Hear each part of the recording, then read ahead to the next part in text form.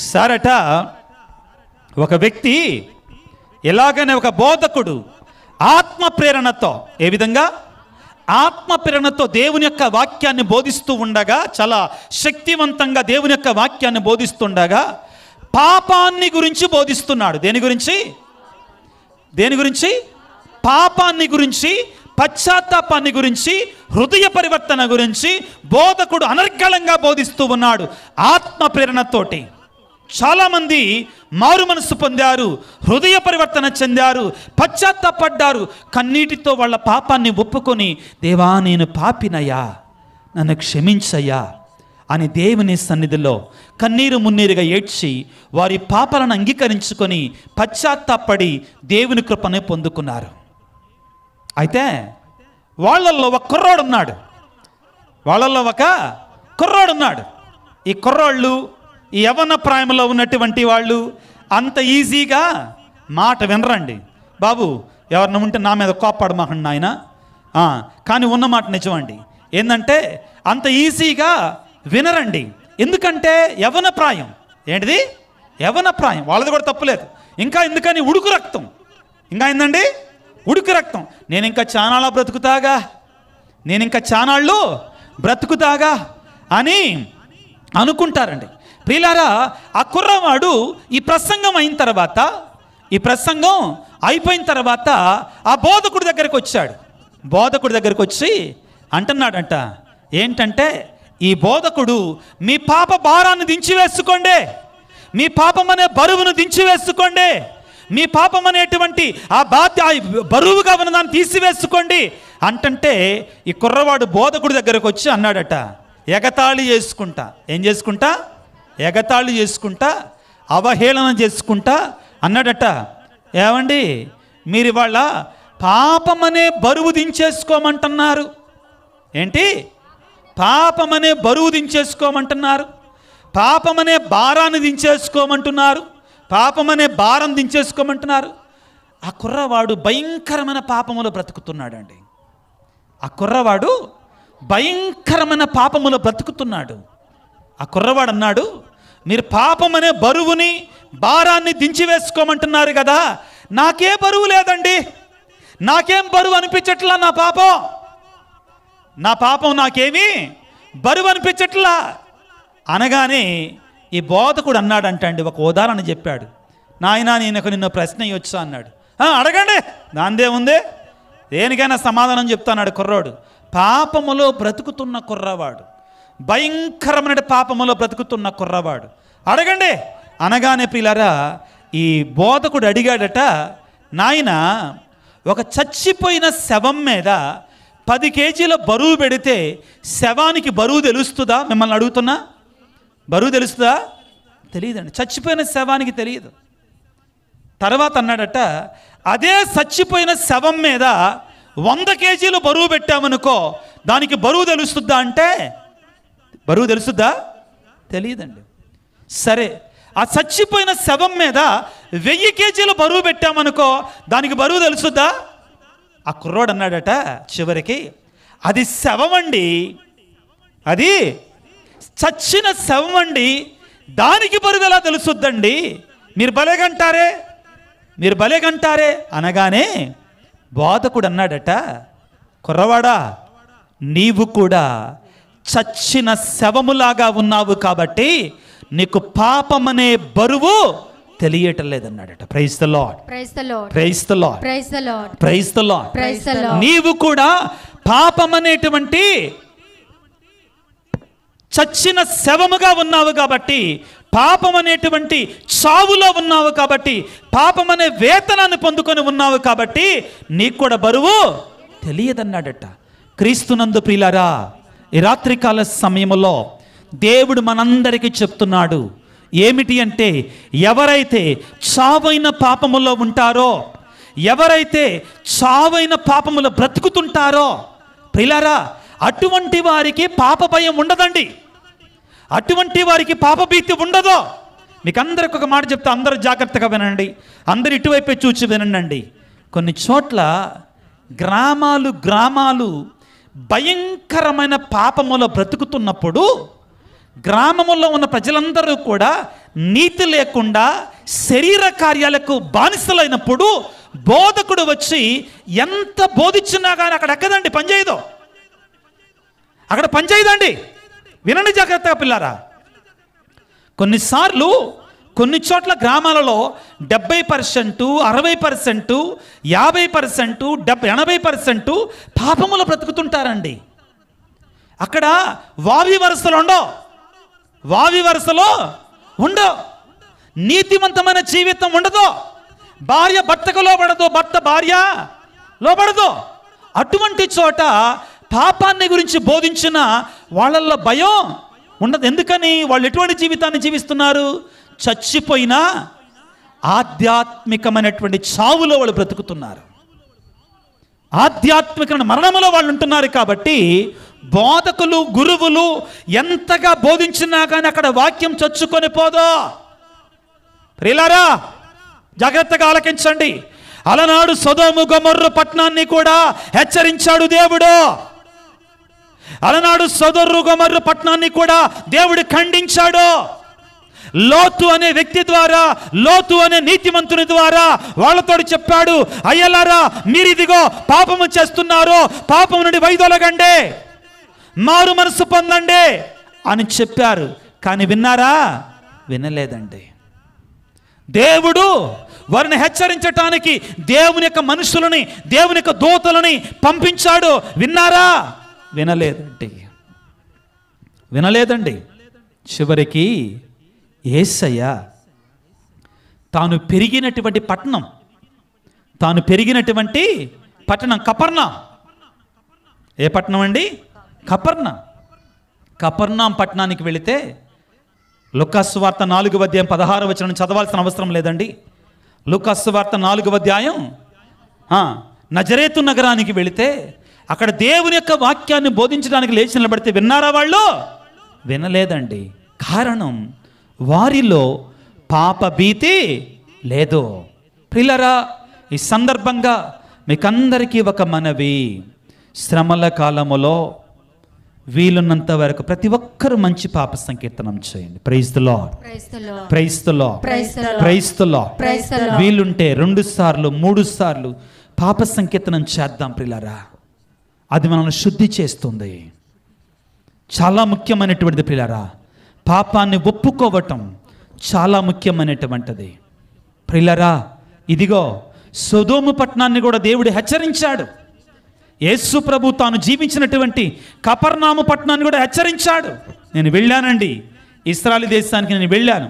యేసు ప్రభు ఎక్కడైతే ఈ వాక్యాన్ని బోధించాడో ఆ యొక్క సినగోగులోనికి వెళ్ళాం, ప్రార్థనా మందిరంలోనికి వెళ్ళాం. ఇప్పుడు అదంతా కూడా కూలిపోయి రాళ్ళుగా మిగిలిపోయి ఉందండి, అంతే. ఎందుకంటే ఆనాడు యేసయ్య బోధించిన వాక్యాన్ని ఆ ప్రజలు వినలేదండి. ఆ రోజు ఆయన చెప్పాడు, రాతి మీద రాయి నిలవని రోజు రాబోతుంది. ఆ గ్రామం అంతా కూడా ఇప్పుడు ప్రియులారా ముండి గోడలు, ఇలా గోడలు ఉండవండి, ఆ చిన్న చిన్న భూమి లెవెల్ మాత్రమే ఉంటుంది. గ్రామం అంతా కూడా పూడిపోయింది ప్రియులారా. Praise the Lord, praise the Lord. యేసువా వందనం, యేసువా స్తోత్రం, praise the Lord, praise the Lord, praise the Lord. యెషయా గ్రంథం 58వ అధ్యాయం 1వ వచనాన్ని చదువుకుందాం పిల్లరా. ప్రభువు ఇట్లు పలుకుచున్నాడు, నీవు బిగ్గరగా కేకలిడుము, బూరను ఊదినట్లుగా అరువుము. నా ప్రజలకు దేనికోసం అంటండి? ఏం చెప్పాలంట? ఎందుకు అరవాలట? దేని గురించి అరవాలట? గురువులు, బోధకులు దేని గురించి బోధించాలట? శ్రమల కాలములో నా ప్రజలకు వారి పాపములను తెలియజేయము. యాకోబు వంశజులకు వారి తప్పిదములను ఎరిగించుము. Praise the Lord. ప్రియులారా, దేవుడు ఈ శ్రమల కాలములో మనందరినీ కూడా హెచ్చరించేది మన పాప జీవితాన్ని, మన రోత జీవితాన్ని, మన చెడు జీవితాన్ని. ప్రియులకు దేవుని బిడ్డలారా, దేవుడు మనందరినీ కూడా కేకలు పెట్టి సిద్ధపడమని, మారు మనసు పొందమని, తన వద్దకు తిరిగి రమ్మని హెచ్చరిస్తూ ఉండగా దేవుని సన్నిధిలో ప్రతి ఒక్కరము కూడా ప్రియులారా హృదయ పరివర్తన చెంది మన పాపాలను జ్ఞాపకం చేసుకొని వాటిని విడిచిపెట్టి దేవుని సన్నిధికి రావటానికి ప్రయత్నం చేద్దాం. మన శక్తి చాలదు ప్రియులారా, మన బలం మనకి చాలదు ప్రియులారా, మన ఆత్మీయమైన బలం మనకు సరిపోదు. కాబట్టి దేవుని శక్తి మనకు కావాలి. పాపం నుండి బయటపడాలంటే ఎవరి శక్తి కావాలి? దేవుని శక్తి కావాలి. అవును, చాలాసార్లు మనం ఈ మాట వినండి, ఇది వ్యక్తిగతమైనటువంటి చాలా ఆత్మీయమైన మాట పిల్లలు, జాగ్రత్తగా వినండి. కొన్నిసార్లు మనం పాప సంకీర్తనం చేస్తాం, మంచి పాప సంకీర్తనం చేస్తాం. చేసిన తర్వాత మనం అనుకుంటాం, ఇక నుండి నేను ఆ పాపం జోలికి వెళ్ళను అనుకుంటామా లేదా? నాకు నా నోరు గులకరాళ్ళ డబ్బా, నా నోరు ముళ్ళ కంచ, నా నోరు ముళ్ళ కంచ, కాబట్టి ఇక నుంచి నా నోటిని అదుపులో పెట్టుకుంటా అని గుళ్ళో తాంబేలులాగా శపథం చేసి వస్తావు. గుళ్ళో ఏం చేస్తావు? గుళ్ళో ఎలా శపథం చేసి వస్తావు చెప్పండి? తాబేలులాగా శపథం చేసి వస్తావు. అదేంటో కానీ నీకు తెలియకుండానే గుడి గేటు బయట దాటగానే సింహంలాగా మారిపోయావు. ఎలా మారిపోయావు? సింహంలాగా మారిపోతావు. అదేంటో మనకు తెలియదండి, అది మన జీవితం. మన జీవితం గుళ్ళోనేమో దేనమ్మ, గుళ్ళో ఎలా ఉంటాం? దేనమ్మ, అమ్మో అసలు పట్టుకుంటే పడిపోద్దేమో అలాగుంటాం. బయటికి రాగానే ఎలా ఉంటాం? మహంకాళమ్మ. బయటికి రాగానే ఎలా ఉంటాం? పిల్లరా, మనందరం కూడా అంటే మనలో ఉండే ద్వంద్వ వైఖరి. జాగ్రత్తగా ఆలోచించండి. మనకు తెలియకుండానే మనం మంచిగా ఉండాలనుకుంటాం, పాప సంకీర్తనం చేసిన తర్వాత ఈ పాడు పనులు నేను చెయ్యననుకుంటాం. కానీ మనకు తెలియకుండా మళ్ళా అదే పాపంలో పడిపోతుంటాం. ఏంటిది? కారణం ఏంటంటే మనం అనుకుంటాం నా సొంత బలముతో, నా సొంత శక్తితో, నా సొంత బలంతో నేను పాపం మీద జయాన్ని సాధిద్దాం అనుకుంటాం. అది సాధ్యం కాదు బిడ్డలారా. అది సాధ్యం అందరికీ వర్తిస్తుండే, నాకు గురువుగా కూడా. మనంతట మనగా మన శక్తితోటి మనము సైతాను మీద, పాపం మీద విజయాన్ని సాధించలేమో. ఒక వాక్యాన్ని చదువుకుందాం. పౌలు ఎఫెసీయులకు రాసిన లేఖ 6వ అధ్యాయము 10వ వచనాన్ని చదువుకుందాం పిల్లారా. చివరిగా మన సొంత బలం మనకు చాలదు పిల్లారా.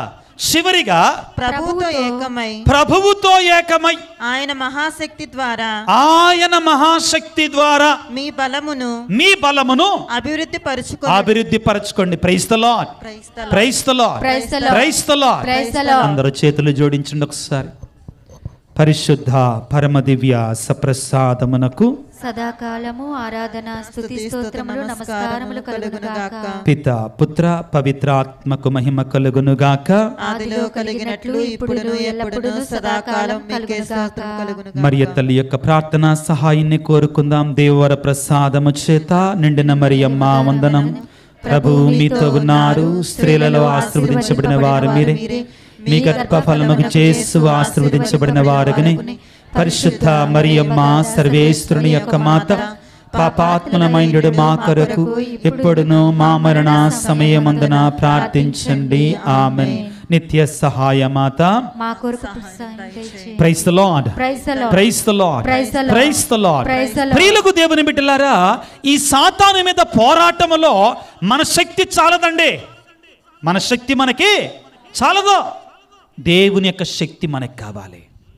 ఎవరి శక్తి కావాలి మనకి? దేవుని యొక్క శక్తి మనకి కావాలి. Praise the Lord, praise the Lord. మరొకసారి ఆ వాక్యాన్ని చదువుకుందాం. ఎఫెసీ పత్రిక 6వ అధ్యాయం 10వ వచనాన్ని చదువుకుందాం పిల్లారా. చివరిగా ప్రభువుతో ఏకమై ఆయన మహాశక్తి ద్వారా మీ బలాన్ని అభివృద్ధి చేసుకోండి బిడ్డలారా. సైతాను దేవుడు అంటున్నాడు, ఏమంటున్నాడు? మీ బలమును అభివృద్ధి చేసుకోండి. ఏ బలం ఇది? కోడి మాంసం తింటే వచ్చే బలం. ఏ బలం అండి ఇది? యాట మాంసం తింటే వచ్చే బలం, ఆ మాంసం తింటే వచ్చే బలం. ఏమంటున్నారు పౌలు గారు? చదువు ఒకసారి జాగ్రత్తగాను. మహాశక్తి ద్వారా, ఆయన మహాశక్తి ద్వారా మీ బలమును అభివృద్ధి పరచుకోండి. మీ బలాన్ని అభివృద్ధి చేసుకోండి. వీక్గా ఉంటే అమ్మగారుల ఆసుపత్రికి వెళ్తే ఏమిస్తారు? బలం బిళ్ళలు ఎత్తారు. ఏం బిళ్ళలు ఎత్తారు? ఎందుకని? అమ్మా నువ్వు బాగా నీరసంగా ఉన్నావు, అయ్యా నువ్వు బాగా నీరసంగా ఉన్నావు, ఇలాగుంటే మంచిది కాదని ఏం బిళ్ళలు ఎత్తారు? బలం బిళ్ళలు ఎత్తారు. దేవుడి దగ్గరికి వెళ్తే నీకు కూడా బలం బిళ్ళలు ఎత్తాడు. అది శరీరానికి కాదండి, 6 ప్యాకుల కోసం కాదయ్యా, ప్యాకుల కోసం కాదు. ఈ బలం ప్యాకుల కోసం ఇచ్చే బలం కాదండి, ఆత్మీయ బలం. ఏ బలం నీలో ఉంటే పాపం మీద, సైతాను మీద నువ్వు విజయాన్ని సాధించగలవో ఆ బలాన్ని దేవుడు నీకు ఇస్తాడు. అది ఆయన మాత్రమే ఇవ్వగలడు. యేసయ్య మాత్రమే ఇవ్వగలడు. ఈ సాతాను మీద పోరాటములో, ఈ శోధనల మీద పోరాటములో, వీటి మీద శోధనలు చాలాసార్లు నన్ను అడిగేది, చాలా చోట్ల చెప్పానండి. ఏంటంటే నేను ఎప్పుడు మంచిగా ఉండాలనుకుంటున్నానో అప్పుడే ఎక్కువ సైతాను శోధనలు ఎక్కువైతున్నాయి. ప్రియులారా, మీకు ఒక మాట చెప్పనా? సైతానుడు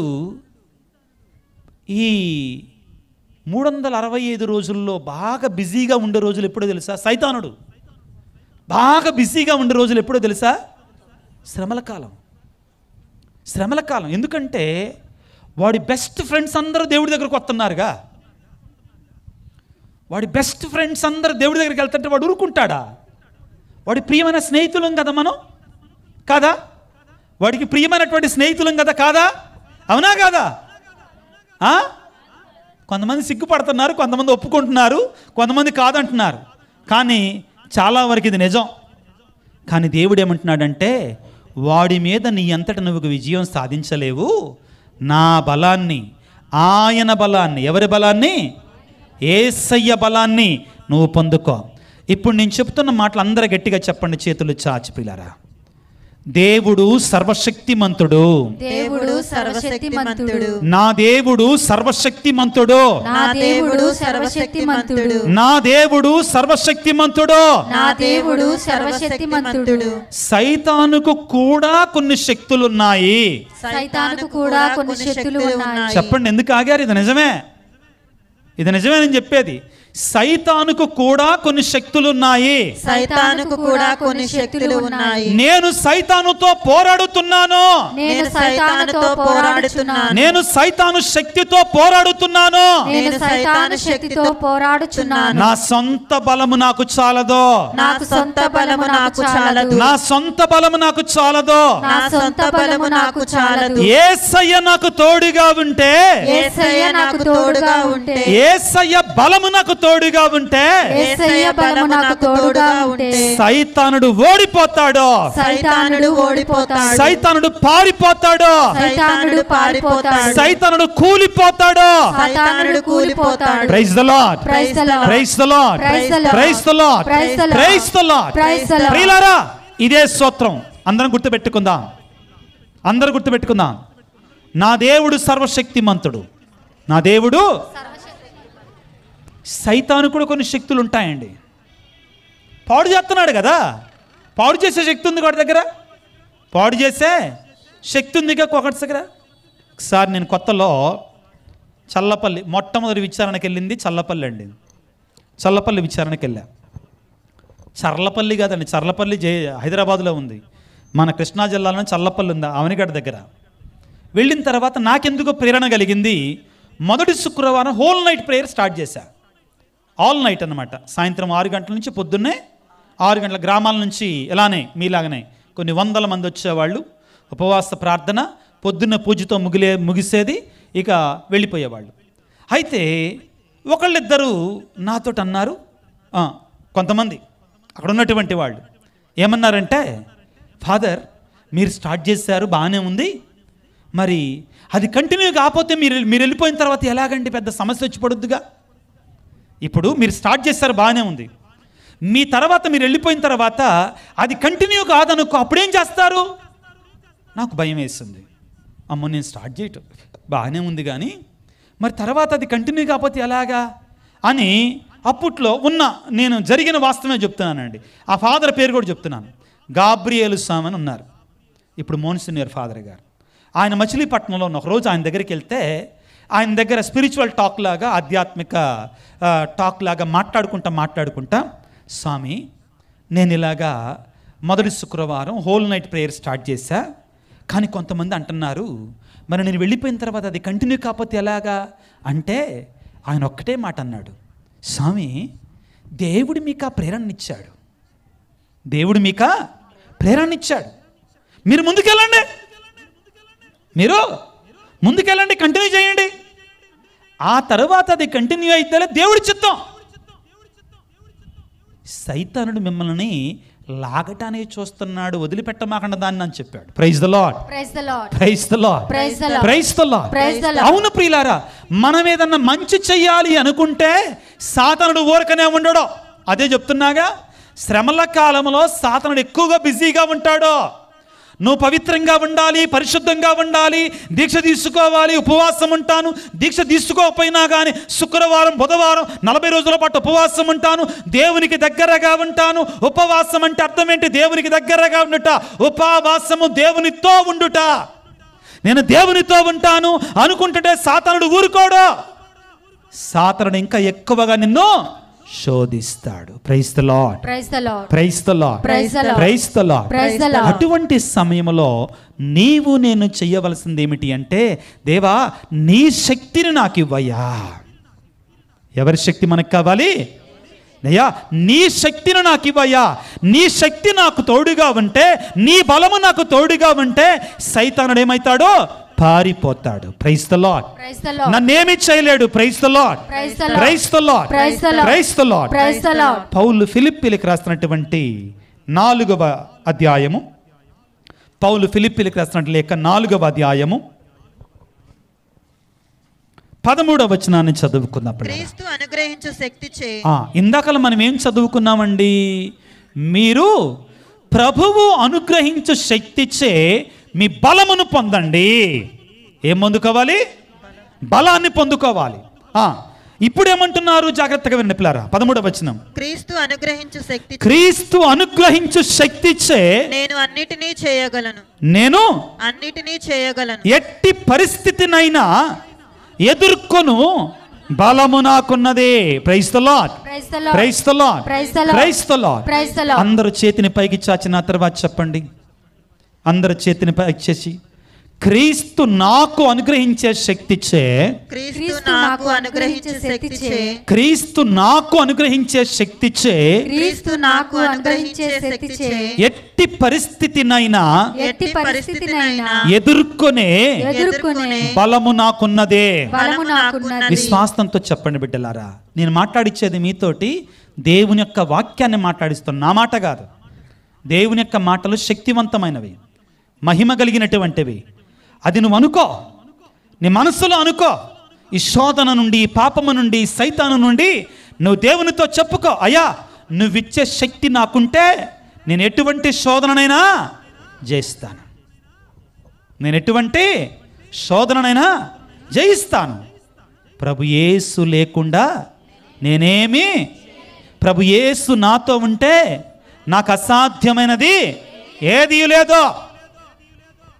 ఆ యేసయ్య నాకు తోడుగా ఉంటే నాకు అసాధ్యమైనది ఏదీ లేదు. కానీ మనతో వచ్చిన సమస్యల్లా, మనతో వచ్చిన బాధల్లా ఏమిటి అంటే, దేవుడు ఏమంటాడంటే, నా దగ్గరికి రండి, నా బలాన్ని ఇస్తాను, నా దగ్గరికి రండి, నా శక్తిని ఇస్తాను అంటే, వద్దు యేసయ్య నీ దగ్గరకు వస్తా, 1 గంట సేపు కూర్చుంటా, ఏదో విన్నట్టు వింటా కానీ వినను, చూసినట్టు చూస్తా కానీ చూడను, కానీ నా బరువు నేనే మోసుకుంటా, నా బరువు నేనే మోసుకుంటా. మనమందరం ఏం పని చేస్తామండి? ఆయన అంటాడు, నా మీద ఉంచయ్యా నీ బరువు అంటాడు, నా మీద ఉంచయ్యా నీ భారం అంటాడు. సమస్య వచ్చింది, ఆయన్ని విశ్వసించు, ఆయన మీద నమ్మకాన్ని ఉంచు, ఆయన నన్ను కాపాడుతాడని విశ్వసించు. విశ్వసించు వానికి సమస్తము సాధ్యమే ఆయన చెప్తాడు. కానీ మనం అలా విండం, అలా వినం. ఆయన శక్తిని పొందడానికి మనం సిద్ధపడం. పేతురు రాసిన మొదటి లేఖలో 5వ అధ్యాయంలో పిల్లరా 6-7 వచనాలలో ఈ మాట మనకు చెప్తాడు. శక్తిమంతమగు దేవుడు, పేతురు రాసినటువంటి మొదటి లేఖ 5వ అధ్యాయం 6-7 వచనాలలో ఈ మాట మనతో చెప్తాడు. పిల్లారా, ఏమంటాడు? శక్తివంతమగు దేవుని హస్తమునకు వినమ్రులు కండో, యుక్త సమయమున ఆయన మిమ్ము ఉద్ధరిస్తాడో. ఆ తర్వాత ముఖ్యమైన మాట అండి, ఆయన మిమ్ము గూర్చి శ్రద్ధ వహించును కనుక మీ విచారములన్నీయు ఆయనపై మోపండి. ఎవరి మీద మోపాలి? మోపుతున్నాము మనం? అస్సలు మోపమే, అస్సలు ఇష్టపడం. ఎందుకంటే ఆయన దగ్గరికి వెళ్తే చాలా డిమాండ్లు ఉంటాయండి. ఏం విడిచిపెట్టమంటాడు? మొదట్లో చెప్పాం అదే సందేశం. ఏం విడిచిపెట్టమంటాడు? మీ పాపాన్ని విడిచిపెట్టమంటాడు. నా దగ్గరికి రండి. ఎలా రండి? చదువమ్మా, చెప్పమ్మా, గడి చెప్పు. పూర్ణ హృదయంతో గడి చెప్పమ్మా. ఎలా రండి? మనం ఎప్పుడు పూర్ణ హృదయంతో రాము. కొత్తగా సాంలూరు అయ్యా, విచారణకి వెళ్ళా, ఒక గ్రామానికి వెళ్ళి ఆ గ్రామం పేరు పెడితే ఆ గ్రామం పేరు చెప్తే ఆ గ్రామం వాళ్ళు బాధపడతారు. ఎందుకంటే మళ్ళీ యూట్యూబ్లో చూస్తారేమో ఆ గ్రామం వాళ్ళు మళ్ళా. కాబట్టి ఆ గ్రామం పేరు ఎందుకులే. వెళ్ళగానే పంపు దగ్గర పెద్ద గొడవ, యుద్ధం జరుగుతుందండి. జరిగిన వాస్తవం అండి.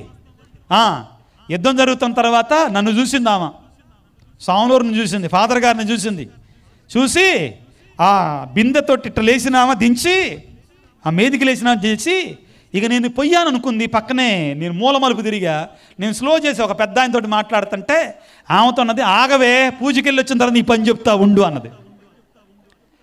ఆగవే, పూజకి వెళ్ళి వచ్చిన తర్వాత నీ పని చెప్తా ఉండు. ఆమె పూజకి నిండు హృదయంతో వస్తుందండి. ఇంకా వస్తుందా? పూజలో ఎవరి గురించి ఆలోచిస్తుంది? ఎవరి గురించి ఆలోచిద్దండి? బాగా ఎక్స్పీరియన్స్ ఉన్న వాళ్ళలా చెప్తున్నారా మీరు?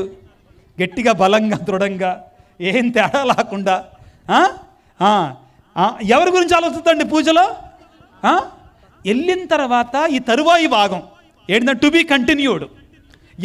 ఎంత బలంగా, ఎంత దృఢంగా నేను పోరాడాలి, ఇంకా పోరాడతాను టెక్నికల్ ఏంటి, పూజలో ఆలోచించేటి అన్నమాట. పిల్లారా, దేవుడు అంటున్నాడు, అందుకే మీరు నా దగ్గరికి వచ్చేటప్పుడు మీ పూర్ణ హృదయాన్ని నాకు ఇచ్చేసేయండి. ఏమివ్వాలి? పూర్ణ హృదయాన్ని నాకు ఇచ్చేసేయండి. Praise the Lord, praise the Lord, praise the Lord. మీ భారాన్ని నా మీద మోపేసేయండి. మీరెందుకు మోస్తారు? ప్రభు అనలేదా? తన 2 చేతులను చాచి దివ్య మందస్సంలోంచి అంటున్నాడు, భారముచే అలసి సొలసి ఉన్న సమస్త బిడ్డలారా నా యొద్దకు రండి, మీకు విశ్రాంతినిస్తాను. Praise the Lord, praise the Lord, praise the Lord. ప్రియమైన బిడ్డ, ఈ రాత్రికాల సమయంలో నీవు అనారోగ్యంతో బాధతో ఉన్నావా? బిడ్డల సమస్యలతో బాధలో ఉన్నావా? లేకపోతే అప్పుల బాధలతోటి, ఆర్థిక ఇబ్బందులతోటి, అన్నిటికంటే ముఖ్యంగా నీ ఆత్మీయ జీవితం బాగలేదని, నీ భర్త ఆత్మీయ జీవితం బాగలేదని నువ్వు బాధతో, వేదనతో ఉన్నావా? నీ భారాన్ని యేసయ్యపై మోపు. ఆయన నీకు శక్తినిస్తాడు. ఏమిస్తాడు? శక్తినిస్తాడు. ఎఫెసీ పత్రిక 6:10, ఫిలిప్పీ పత్రిక 4వ అధ్యాయం 13వ వచనంలో మనం చదువుకున్నాం, చదవాల్సిన అవసరంలా. ఏమంటున్నాడు? ఆయన ఇచ్చే బలాన్ని మీరు పొందండి. ఆయన ఇచ్చే బలాన్ని మీరు పొందండి. ఇది ముఖ్యం. అప్పుడు మీరు సైతాను శక్తిని ఎదిరిస్తారు. మీ భారాన్ని ఆయన మీద మోపండి. మీ భారాన్ని ఆయన మీద మోపండి. ప్రియులారా, ఆయన నీ పాప భారాన్ని క్షమించటానికి లోకానికి వచ్చాడు. నీ తరపున ఆయన యుద్ధం చేయడానికి వచ్చాడు. యుద్ధము యెహోవాదే. యుద్ధము ఎవరిదే? యెహోవాదే, నీది కాదు. యుద్ధము యెహోవాదే. కాబట్టి ఆయనకి అప్పచెప్పు. ఆ భారాన్ని ఆయనకి వెయ్య, ఆయన చూసుకుంటాడు.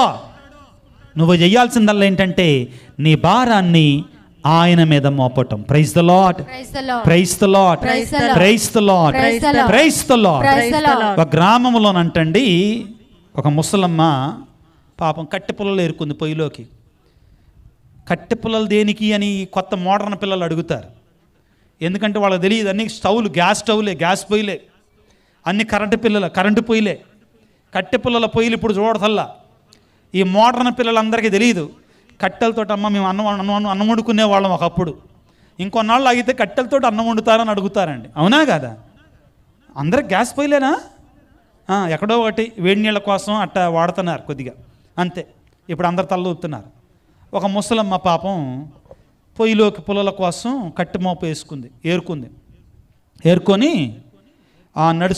నడుచుకుంటా బాధతోటి కష్టంతో నడుచుకుంటా వస్తున్నసరికి అంతలోకే ఒక ఎడ్ల బండి, ఆయన ఏ బండి?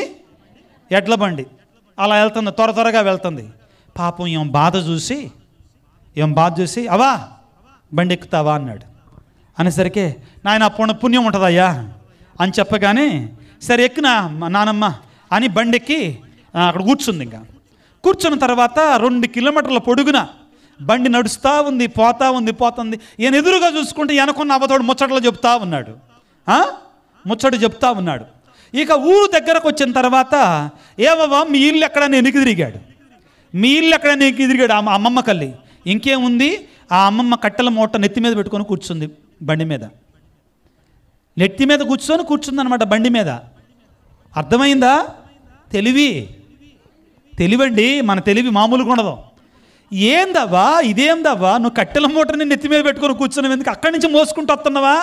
బండి మీద కట్టెల మూట పెట్టుకొని ఉన్నావా, నెత్తి మీద పెట్టుకొని ఉన్నావా అన్నది. నెత్తి మీద పెట్టుకొని ఉన్నానయ్యా. ఎందుకు నువ్వు కింద దించొచ్చుగా? అయ్యా నీ ఎద్దులు నన్నైతే మోస్తున్నాయి, నా కట్టెల మోపుని ఆడ మోత్తేలయ్యా అన్నది.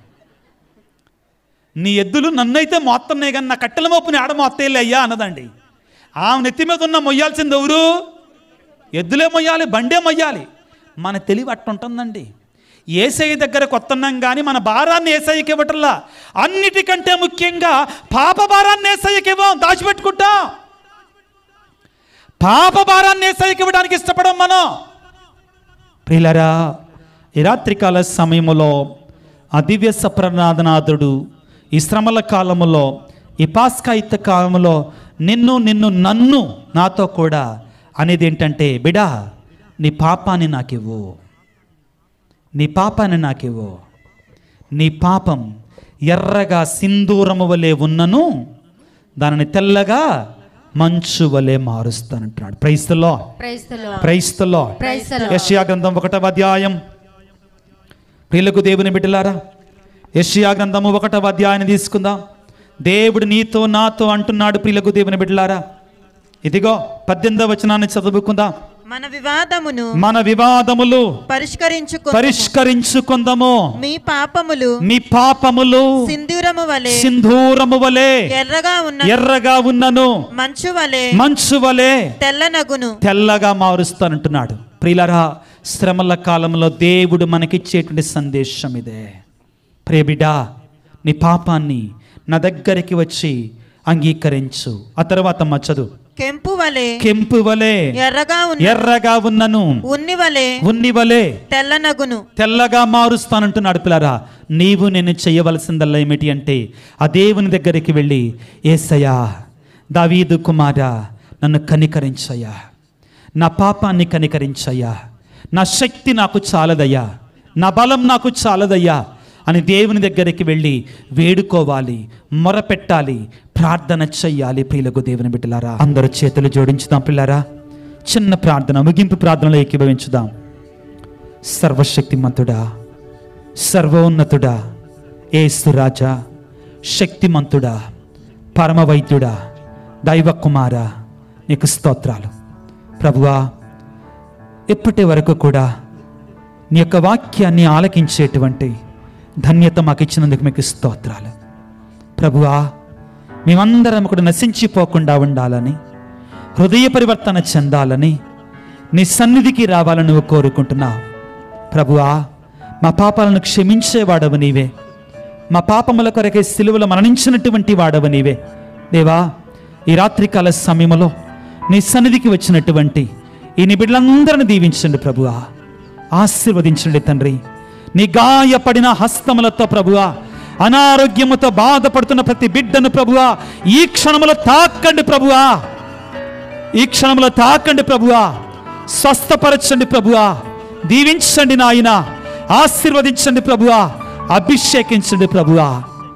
ఎంతోమంది బిడ్డలు ప్రభువా వివిధ రకాలైన వేదనలతో, బాధలతో వస్తున్నారు ప్రభువా.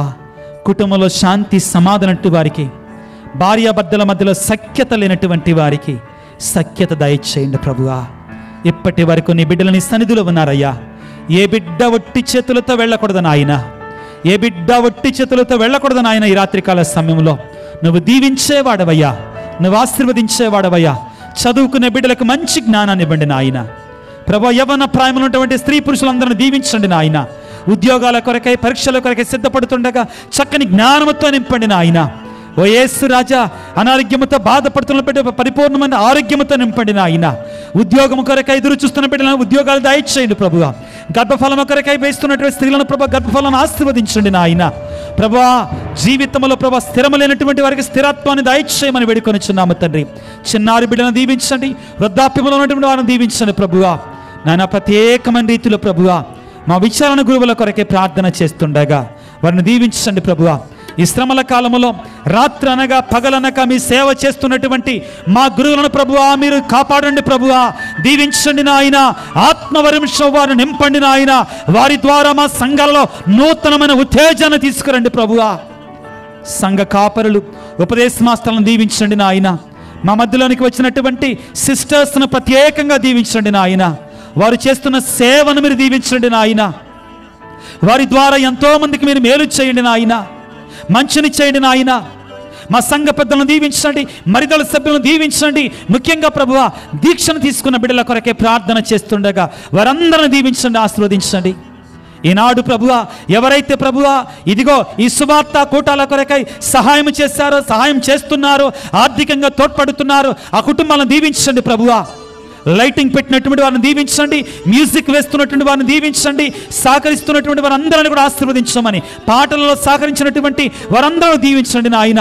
మరొకసారి ప్రభువా నీ సన్నిధికి వచ్చిన ప్రతి బిడ్డను పేరు పేరు వరుసన దీవించి ఆశీర్వదించి కాచి కాపాడి సంరక్షించమని మా నాథుడైన క్రీస్తు ద్వారా వేడుకొనుచున్నాము తండ్రి. ఆమేన్. Praise the Lord, praise the Lord, praise the Lord, praise the lord.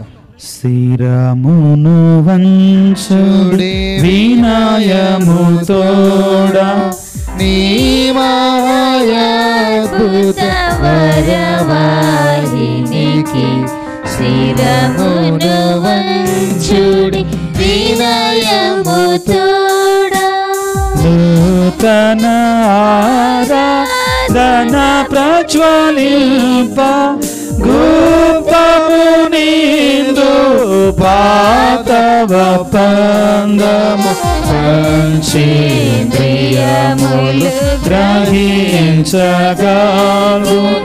విశ్వాసమిగా దైవ రహస్యం. శిరమును వంచుడి వినయముతోడా. పరమ పితామా పాలక జయము జయము రక్షక జేసువు నాకు పరమ పవిత్ర స్పిరితు సాంతు యుగ యుగములకు స్తుతి కలుగుతం. శిరమును వంచుడి వినయముతోడా. పరలోకము నుండి మీ ప్రజలకు దివ్యాహారమునిచ్చితిరి. ఇందులో మాధుర్యమునే ఉన్నది. ప్రార్థించుదము. ఓ సర్వేశ్వర, ఈ అద్భుత ద్రవ్యానుమానము ద్వారా మీ పాటుల జ్ఞాపక చిహ్నమును మా కోసంగా చిత్తగించితిరే. మీ దివ్య శరీర రక్తముల పరమరహస్యములను మేము భక్తి శ్రద్ధలతో పూజింపను. మీ రక్షణ ఫలితమును మేము నిరంతరము చవి చూడను. యుగ యుగములు జీవించి పాలన చేయని వారా మాకు అనుగ్రహించండి.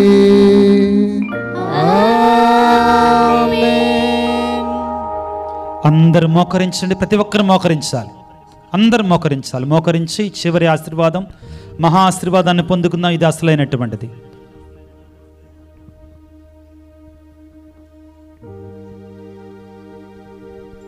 అందరం తలలు వంచి భక్తితో ఆరాధించుదాం ప్రియులారా.